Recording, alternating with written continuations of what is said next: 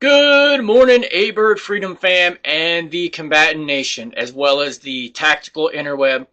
So, as we all know, in the past few days, there's been a rash of different test videos on the SIG P320. And have you ever just had a random thought? So you watched a bunch of information, taken in that information, maybe even performed those tests, gotten mixed results, good results, bad results, and ever just kind of sat around thinking, what if? Just like the little whiteboard says, with the dumbest drawing of a striker and a sear ever. And that's because I'm just going to go over my thoughts. I'm going to bounce this off of the entire internet like a retard, because I'm sure some of the comments are going to be really good, like, you're a dumbass, that's fucking stupid, and that's fine. Maybe if we spent less time trying to say somebody's video is misinformation, or they're lying, or they're shilling, or they're paid, how about we go to the most basic of principles? Opposing forces. And when I say opposing forces, I don't mean in battle. I mean in pressure or in torque.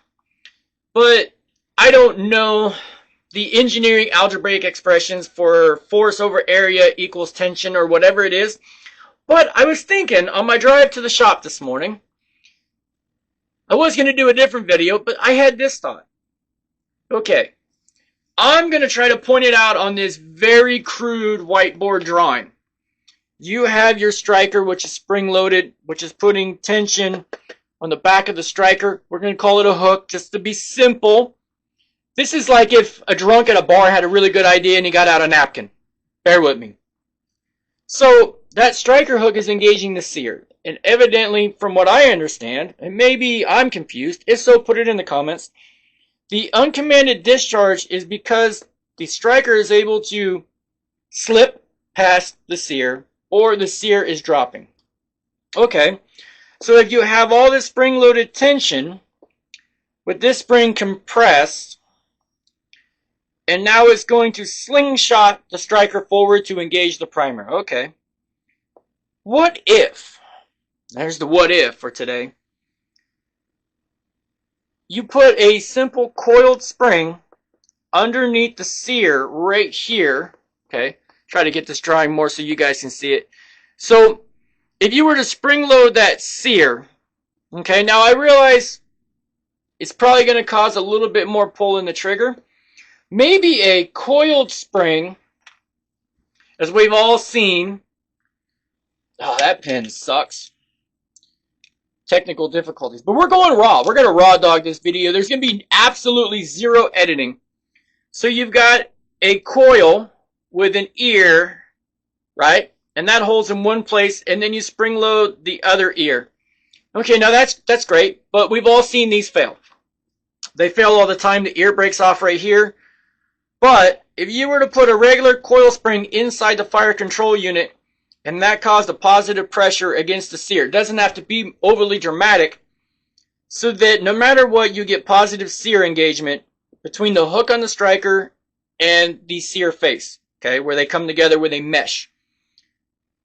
Would that, in fact, help to reduce the possibility of jostling the slide or bumping the pistol, or maybe even possibly dropping it, where tolerances between the slide and the frame don't really play a lot in the equation anymore, because you're automatically loading the sear?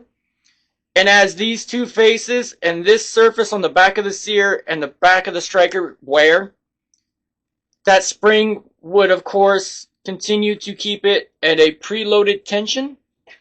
Just some random ass thoughts, jotted down like on a bar napkin. Of course, Wyoming Gun Project did his video. The Thinking Man did it with a CNC machine to get very accurate readings. All that was great. But I did notice, and I did not bring my M17 to the shop today. It's at home. But I do have another 320 in the shop. But this one is the Wilson Combat Gunsmith Special. So everything about this is a lot tighter than on my regular M17. What I have noticed with this Wilson frame, I'm sure you can hear the click. I'll get it right by the microphone. It does move, but it moves less than half of the play on my regular P320/M17, and my side to side play. I don't want to flag myself, even though I know the gun is clear. My side to side play is very negligible. Possibly, and I'm not sure how to do it. I'm not an engineer. I'm not a scientist. I don't pretend to be. I'm just an old fat guy. If you were to spring load or preload the sear, I'm not sure what the poundage on the spring would be, but if you preloaded that, as wear happens and slides get loose, instead of increasing the tolerance between the hook on the striker and the sear, if the sear were positively engaged with an old-fashioned coil spring, a small one, maybe in a little indenture, and a small indenture in the bottom of the sear, as that spring expands, it would inevitably push the sear up, so that even with wear, like I keep saying over and over again, for no reason whatsoever, just my silly ass thought process is I sat at a stop sign waiting for my turn to go. Is it possible to actually preload and continuously load the sear on a SIG P320?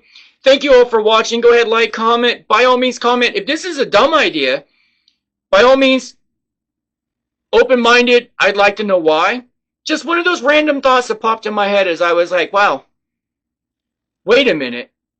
Sometimes the simplest solution to the most complex problem is the best one.